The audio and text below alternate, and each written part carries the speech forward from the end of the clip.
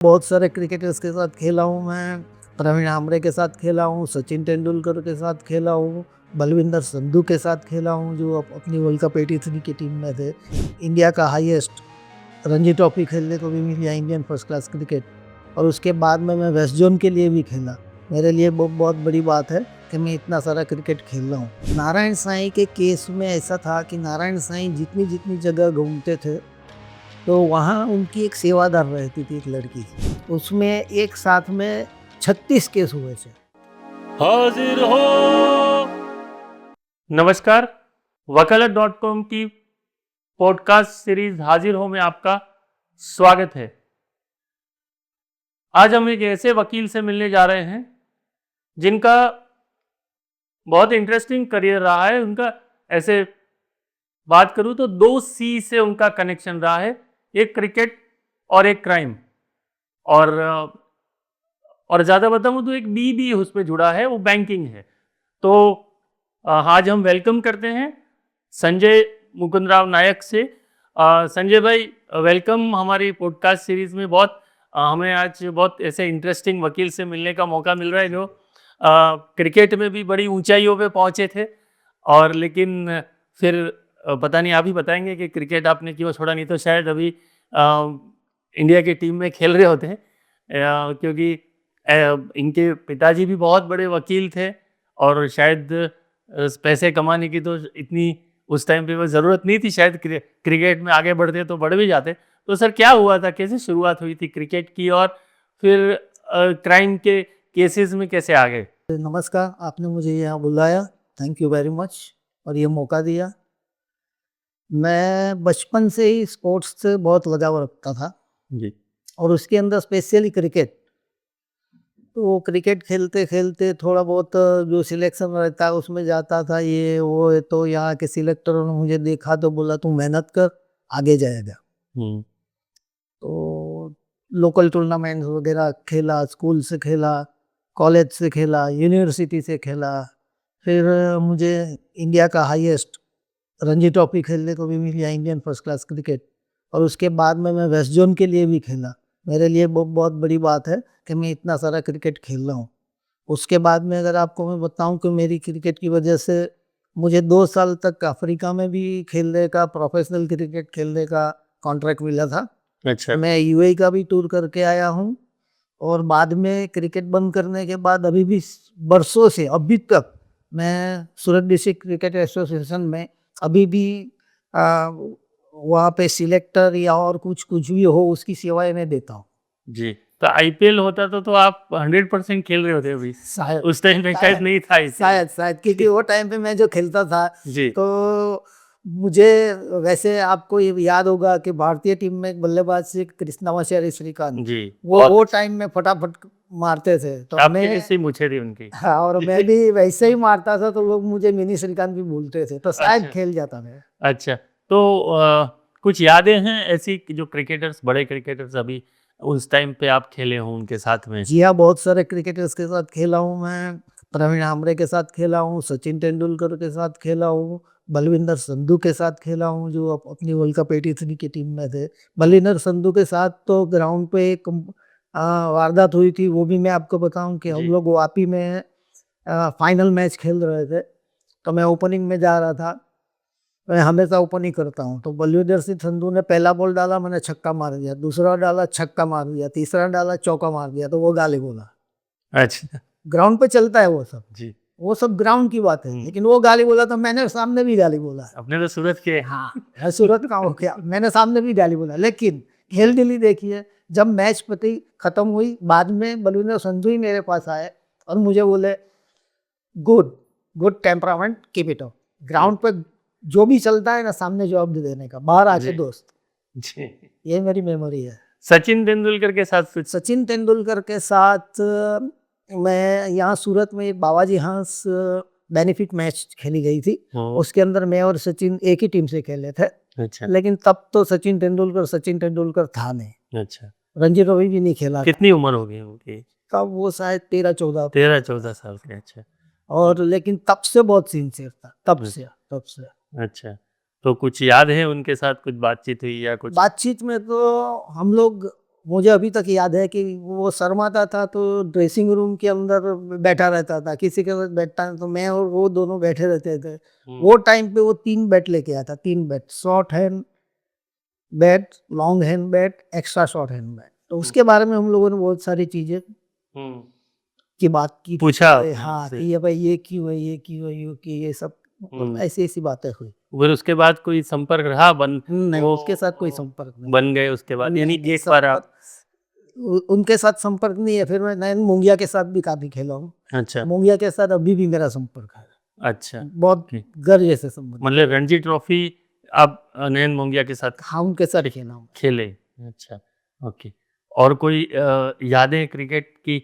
फिर बाद में शायद मैं क्राइम पे आ जाऊँ तो याद नहीं कर क्रिकेट सकेंगे। की यादें तो बहुत है, क्योंकि क्रिकेट ही मेरा जीव है, तो क्या करें, बहुत सारी यादें हैं ये क्रिकेट पर। अभी भी आप इन्वॉल्व हैं इन सब में? अभी मैं जो गुजरात लॉयर्स क्रिकेट एसोसिएशन जो है, जी, उसका ऑल गुजरात क्रिकेट टूर्नामेंट मैं ही खिलाता हूँ। अच्छा, अभी भी क्रिकेट का जो हूँ, तो क्रिकेट तो छोड़ूंगा नहीं। जी। तो सब लॉयर्स बोलते हैं क्रिकेट खिलाओ, तो मैं खिलाता हूँ।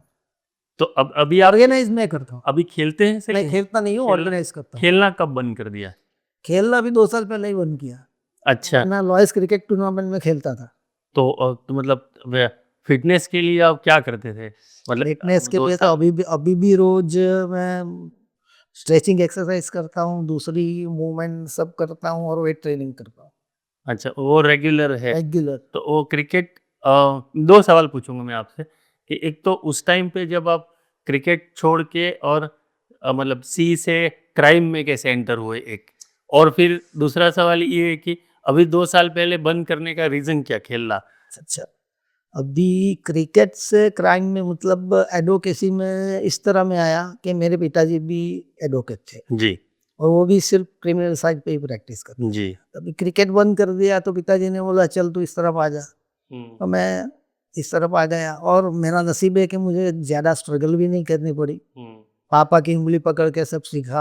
हुँ, पापा ने बनी बनाई ऑफिस भी बनाई थी, उसके अंदर हम बैठ गए। तो हुँ, धीरे धीरे धीरे पापा से सीखते गए, और हुँ। अभी आज तो कोई वो डिसीज़न टफ था क्या कि ईज़िली आप छोड़ नहीं दिया नहीं, उसको? इजीली।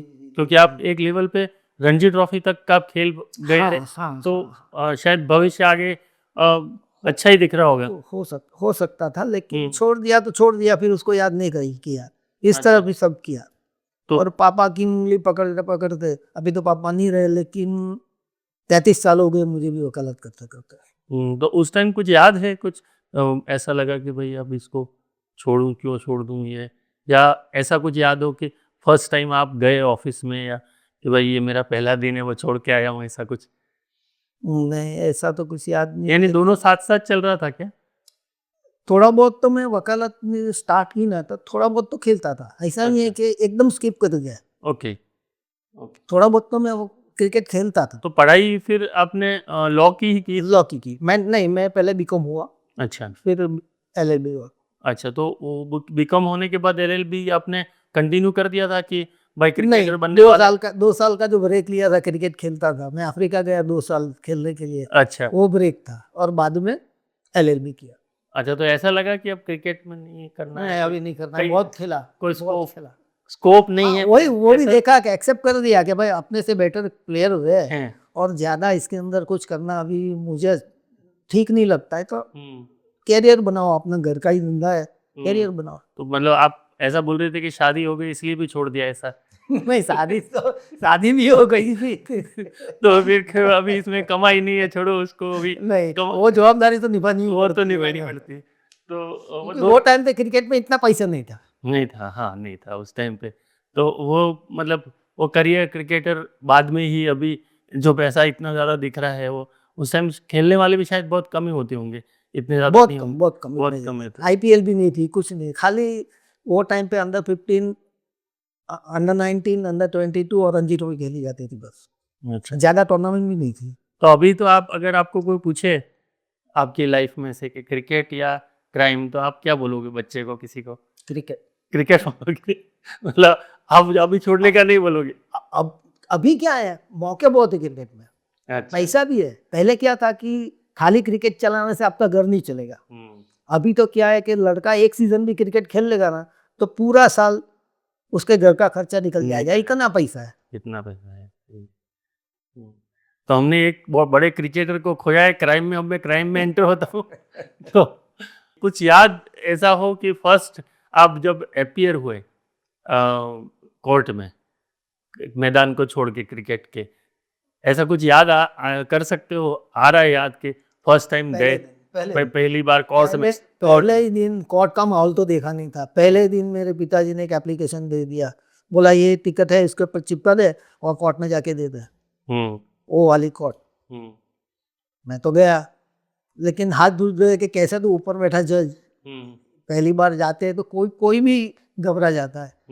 क्या बात है? बोला ये देना है तो दे देना, यही है। फिर उस बड़ा मुकुंद भाई का लड़का है, तो घबरा रहा क्यों है? ये पहली बार का एक्सपीरियंस जब फर्स्ट टाइम मैं कोर्ट में अपीयर हुआ था। फिर बाद में तो फिर जहाँ जाऊँ वहाँ पापा के साथ ही जाता था शुरुआत के दिन में, तो घबराने की कोई ज़रूरत नहीं थी, और ऐसे ऐसे ही में सीजन हो गया। तो इंडिपेंडेंटली केस लड़ा हो फर्स्ट आपने, ऐसा कौन सा केस था, याद है आपको? इंडिपेंडेंटली केस मैंने सर्वोदय का एक केस बहुत बड़ा आया था। सर्वोदय बैंक में फ्रॉड हुआ था वो। उसमें एक साथ में 36 केस हुए थे। 36 अलग। क्या थोड़ा बता सकते क्या था केस? वहाँ के डायरेक्टरों ने और लोन ले ली थी, लोन अपने अपने ही सगे सब रिलेटिव्स के नाम पे, और लोन पास करने वाले भी वही थे, लोन लेने वाले भी उनके सगे संबंधी ही थे। वो सब पुलिस को पता चला और 39 केस बने थे। तो उनमें से जो मेन अकाउंटेंट जो है, नाम नहीं लूंगा उसका, वो मेरे क्लाइंट थे। 3 में तो उसको अरेस्ट कर दिया था, बाकी में मैंने फिर एंटीसिपेटरी लिया था। पूरा केस चल गया। जो डायरेक्टर से बाकी के सबको भी पुलिस ने पकड़ा था, उनको लंबे टाइम जेल में रहना पड़ा। जेल में रहने के बाद उन लोगों को बेल मिल गई। बेल मिलने के बाद ट्रायल जब चालू हुई तो कोई ना कोई हाई कोर्ट का अप्रोच करने गए, तो उन लोगों को उल्टी वो डांट पड़ी, चलो अभी फटाफट पैसे भरने लगो। तो सबको पैसे भरने पड़े थे, और जो पब्लिक का पैसा गया था सब आ गया। अच्छा। और मेरे क्लाइंट जो थे उनको कोई भी पैसा भरना नहीं पड़ा था, क्योंकि वो अकाउंटेंट थे। क्योंकि अकाउंटेंट थे और उसने कोई लोन लिया नहीं था, कोई लोन पास किया नहीं था। ऐसा ये किस्म। आपको बता दूं कि संजय सर को बैंकिंग फ्रॉड एक्सपर्ट भी कह सकते हैं हम। बैंकिंग के लॉस के बारे में उन्होंने, एक तो सर्वोदय का आपने शुरुआत ही उससे हुई, उसके बाद भी सूरत शहर में बहुत से बैंक के जो फ्रॉड के केसेस आए, उसमें आपने उन केसेस को लड़ा है सर। कौन कौन सी बैंक्स के ये? बाकी में सूर्यपुर बैंक है, फिर डायमंड जुबली बैंक है, ये दोनों का भी घपला हुआ था। हालांकि डायमंड जुबली बैंक के अंदर हम लोग एक्यूज की तरफ से नहीं थे, मैं मेरे पिताजी के साथ था, तो वो हम लोगों ने कंप्लेंट डाली थी। सूर्यपुर बैंक में हम लोग थे, उसके अंदर भी सेम ऐसा ही हुआ। लंबा टाइम तक सब एक्यूज जेल में रहे, बेल मिला, फिर हाई कोर्ट ने वही कहा पैसे भरो, पब्लिक मनी है, पैसे भरो या अंदर जाओ। सब पैसा भरवा दिया। और डायमंड जुबली में आप पैसा भरा है नहीं, कंप्लेनेंट थे। तो लगभग अपने ऐसा कह सकते हैं कि पब्लिक मनी लगभग 50 करोड़ से ज्यादा का पब्लिक मनी आपने, जो शायद नहीं मिलता लोगों को, वो मिल गया आपके उन केसेस में मिल गया। और न्याय उसमें मिला। भले आप किसी भी साइड थे, इस साइड थे या इस साइड थे, अल्टीमेटली जस्टिस सब हुआ, ऐसे हम ऐसा बिल्कुल ऐसा हम कह सकते हैं। और नारायण साईं के केस में भी आप एक किसी के साथ में थे। नारायण साईं के केस में ऐसा था कि नारायण साईं जितनी जितनी जगह घूमते थे, तो वहाँ उनकी एक सेवादार रहती थी, एक लड़की, मैं नाम नहीं बताता हूँ, मध्य प्रदेश की लड़की थी वो। तो पुलिस शक के बिना पर उसको सूरत लेके आई थी। उसने मुझे लॉयर एंगेज किया था। 3 दिन 3 रात तक वीडियोग्राफी के साथ उनकी जुबानी ले ली गई थी। उसको उसने सब जो भी बताया सब रिकॉर्ड हुआ था, ये वो। फिर पुलिस ने ऐसा सोचा कि इसके अंदर से बहुत सारी चीजें मिल सकती है, बहुत सारे प्रूफ मिल सकते हैं, तो उनको ताज का साक्षी बनाने का तय किया। वो सब तय किया, मैंने भी समझाया करो कर लो, यही अच्छा है, आप अंदर नहीं जाओगे। लेकिन कोर्ट के अंदर जाके वो लड़की फिर मुंह कर गई और बोला मैंने ऐसा बोला ही नहीं है। अच्छा। और उसको पुलिस ने पकड़ लिया। उसको पुलिस ने जब पकड़ लिया, बाद में उसका भाई मेरे पास आया था, फीस की बात हुई, फीस नहीं दे सकते तो वो फिर दूसरे वकील के पास चले गई। मतलब नारायण साईं के केस से भी थोड़ा बहुत मैं कनेक्टेड हूँ, ऐसा कह सकते हैं। और सर केस एक केस आपका शायद बहुत लोगों के वकीलों में भी चर्चा का, एक वो मुक्का किसी ने मारा और 3 महीने के बाद में वो केस पुलिस ने हटाया, वो क्या था सर? वो दो दोस्त आपस में मारामारी कर रहे थे, तो एक दोस्त ने पेट में मुक्का मार दिया। पेट में मुक्का मार दिया तो वो तो एकदम सामान्य क्राइम है, तो तुरंत उनको बेल मिल गया था। फिर 2-3 महीना निकल गया ऐसे, मेरा क्लाइंट मेरे पास ही था। एक दिन अचानक जिसको मुक्का मारा था वो ऐसे ही मर गया। अभी कैसे मरा, इसका कारण क्या है, कुछ नहीं। पुलिस ने क्या किया कि 3 महीने पहले जिसने मुक्का मारा था उसको मर्डर में डाल दिया अंदर। अब ये हुआ तो सही, लेकिन ये दोनों का कनेक्शन था ही नहीं कि इसके मुक्के से मर गया। तो वो पॉइंट पे मैंने उसको जमानत तो दिलवा दी, लेकिन बाद में ऊपर वाले की कृपा से वो वही केस में निर्दोष भी छूट गया था। कोर्ट ने उसको बरी कर दिया था। 3 महीना का अंतर है कि आप कैसे बोल सकोगे कि वही फैट से ये लड़का मर गया। तो ये कैसे बना दिया होगा उन्होंने केस को? पोस्टमार्टम करना चाहिए, सब करना चाहिए कि ये मुक्के से मरा है। पुलिस की मर्जी। पुलिस की मर्जी। तो सर ये इतने आपके 33 साल के करियर में जो चेंजेस आपको दिख रहे हैं, टाइप ऑफ क्राइम के केसेस अभी किस तरह से केसेस आ रहे हैं?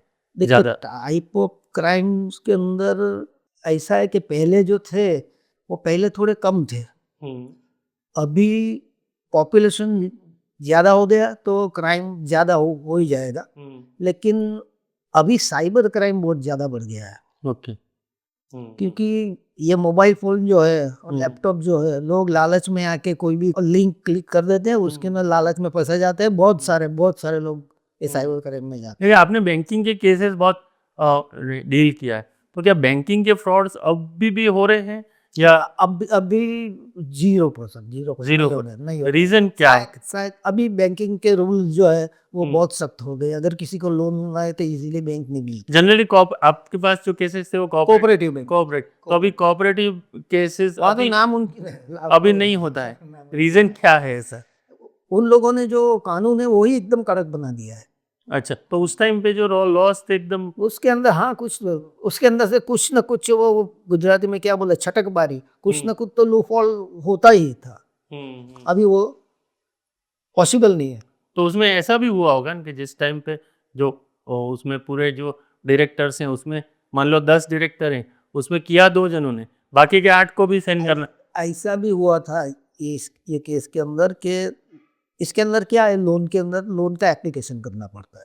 एप्लीकेशन करने के बाद उसका अप्रूवल होता है। अप्रूवल होने के बाद लोन डिपार्टमेंट जो होता है, उसकी कमिटी जो होती है, वहाँ पे वो पूरा रखा जाता है, किसको अप्रूव करना, किसको नहीं करना।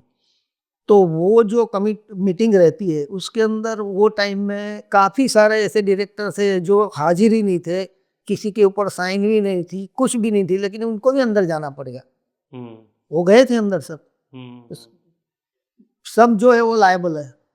वो लोग भी गए थे, उनको भी सब फेस करना पड़ा था। पैसे भी भरने पड़े थे उनको भी? नहीं, क्योंकि इसके अंदर क्या, किसके खाते में इन्वेस्टिगेशन में सब निकलता है ना, तो कौन कितना पैसा निकल गया। तो मतलब जिन लोगों के रिलेटिव्स को या उनकी तरफ से लोन्स गए, उन लोग उनको ही पूरा भरना पड़ा पैसा। ऐसा नहीं था कि दूसरा जो डायरेक्टर केस जो होता है, केस पूरा क्लियर कट होता है कि इसने इसके नाम से इसके अकाउंट में इतने पैसे गए। तो वो साइन कहता है, तो साइन वो पर्टिकुलर डायरेक्टर्स की थी। हाँ, डायरेक्टर उनकी ही थी। तो जो लोन पास करने वाली जो कमेटी रहती है वो लोग ही पास करते हैं। अच्छा, और वो लोगों को भी पैसे मिले फिर बाद में जिनके गए थे उनको? और ब्याज के साथ मिले या नहीं मिले? नहीं, ब्याज के साथ नहीं मिले, लेकिन जो मिला सही। जो मिला तो जितना गया था उतना आ गया। अच्छा, सर एक बात ये पूछनी है कि अभी जो लॉ चेंज हुए, जो भारतीय न्याय संहिता आई और पहले जो लॉज थे, उसमें आपको क्या अभी ये शायद हमने ये पॉडकास्ट सीरीज शुरू की ले तो 1 डेढ़ साल हो गए, उस टाइम पे नए नए आए थे। अभी क्या सिचुएशन है, क्या नए जो लॉज आए हैं वो क्या एडॉप्ट होने में कुछ इशू आ रहा है या नहीं आ रहा है, या नॉर्मल जैसा ही है? नहीं नहीं, नॉर्मल तो नहीं, कैसे इश्यू का आता ही है जो इतने सालों से चलता आता है हम्म कि कोई भी वकील को आप बोलो कि ये हुआ, मुंह जुबानी बोल देंगे कि ये सेक्शन ये सेक्शन। अभी तो क्या होता है, ये है चलो वो नई बुक बेच रहे तो इसके अलावा इसके बदले में ये किया है, हम्म अभी उसका पूरा डेफिनेशन। हम्म तकलीफ तो होती है, हम्म और है एक में एक जो पहले था वही है। ओके। हाँ, कुछ नया नहीं चेंज कुछ चेंज नया, कुछ नहीं? कुछ नया नहीं। कोई एविडेंस एक्ट चेंज हुए या ना ना ना ना ना, जो खाली नंबर वगैरह नहीं, कुछ टेक्नोलॉजी चेंज हुई तो नहीं। ये टेक्नोलॉजी से आपको कुछ फायदा हो रहा है? मान लो टेक्नोलॉजी पहले से पढ़ना पड़ रहा था, अभी आप ये सर्च मार के पता कर सकते हो कि सब टेक्नोलॉजी से तो इतना फायदा हुआ है कि सभी वकीलों को, हम्म आप मोबाइल में भी कहीं पे भी गए हो, आपको दिमाग में आया, मुझे ये देखना है, सर्च मान लो, हो गया।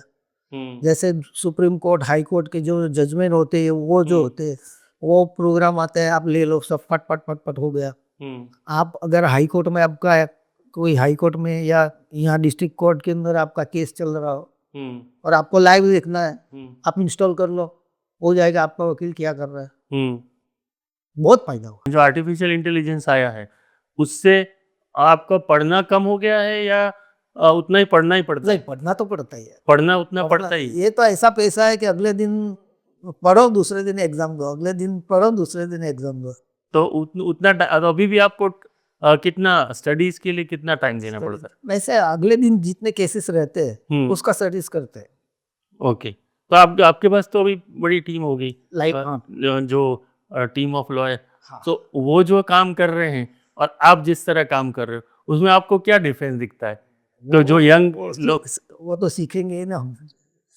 अच्छा, मतलब वो लोग को क्या है कि अभी नए नए होते हैं, वैसे जो जूनियर हाँ, आते हैं वो लोग 5-7 साल रहते हैं, हम्म इंडिपेंडेंट हो जाते हैं। हम्म लेकिन वो शुरुआत में तो थोड़ा बहुत वो ऊपर बैठे, जज कुछ ऐसा ऐसा बोल दे तो घबराते भी है, ये है वो है, हम्म अब चलता है। हम्म हम लोगों को जाके बोलना भी पड़ता है, हम्म ये क्या है, जूनियर है तो क्या हो गया। हम्म। और सर ये अभी ये भी बहुत चर्चा हो रही है कि जुडिशरी भी, लॉयर तो चेंजेस हुए हैं, जुडिशरी में भी बहुत सारे चेंजेस आपको दिख रहे हैं। आपको 33 साल का एक्सपीरियंस है, क्या चेंज आपको दिख रहा है? जुडिशियरी में चेंजेस के अंदर बहुत खेद के साथ बताऊंगा, लेकिन पहले जो जुडिशियरी का स्टैंडर्ड था, I am hmm very sorry to say, अभी नहीं दिख रहे, हम्म अभी नहीं दिख रहे। अच्छा, रीजन क्या है, ऐसा क्या चेंज आ रहा है? इसके लिए ये कहा जाएगा कि पहले जो भी जजेस में आते थे वो हम्म खुद प्रैक्टिस करके आते थे, अच्छा, प्रैक्टिस करके, हम्म तो अपना प्रैक्टिस का उनको पूरा एक्सपीरियंस होता है। हम्म मतलब उस तरफ नहीं, इस तरफ क्या होता है वो उनको पहले पता है। एक्सपीरियंस होता है, हम्म बाद में जाते हैं तो उन लोगों को पता होता है कि यहाँ की सिचुएशन क्या है।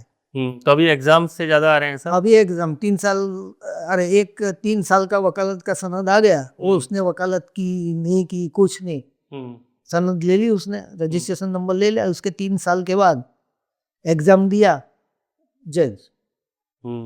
थोड़ा वकीलों को तो फायदा होता हो माने अगर ऐसे जज आ रहे हैं। फायदा होए वो बात ठीक है, लेकिन उसके सामने दूसरा भी देखना पड़ता है हमें। सही। क्रिकेट के सिवा और क्या अभी आपको शौक है? क्रिकेट के सिवा मुझे शौक में तो मेरे यूट्यूब पर एक चैनल है, अच्छा और मैं रोज एक रील में रिकॉर्ड करता हूँ लिपसिंग, अच्छा और रोज डालता हूँ एक अच्छा, तो क्या कंटेंट होता है? एक्टिंग। एक्टिंग होती है? अच्छा, मतलब क्या, किस तरह का सब्जेक्ट होता है, क्या होता है? नहीं नहीं, यूट्यूब खोलो, कोई भी गाना पुराना आया अच्छा, और उसके ऊपर लिपसिंग करके। हाँ लिपसिंग करके मैं आपको ऐसे एक्सप्रेशन। क्या नाम है सर चैनल का? चैनल का नाम है संजय एम देसाई। संजय एम देसाई। मैं आपको रिकमेंड करता हूँ कि आप देखिए, मतलब एक नया टैलेंट भी, क्रिकेट के सिवाय सिंगिंग का टैलेंट भी आप देख सकते हैं। भले लिपसिंग करते हैं लेकिन जो गाने का सिलेक्शन होगा शायद इनका अनोखा होगा। तो धन्यवाद सर, आप हमारे पॉडकास्ट में आए, बहुत मज़ा आया हमको और नई नई बातें जानने को मिली। लेकिन एक अभी भी मैं कह रहा हूँ कि हमने एक बहुत बड़े क्रिकेटर को घुमाया लॉ में लाके। थैंक्स है सर। Thank you.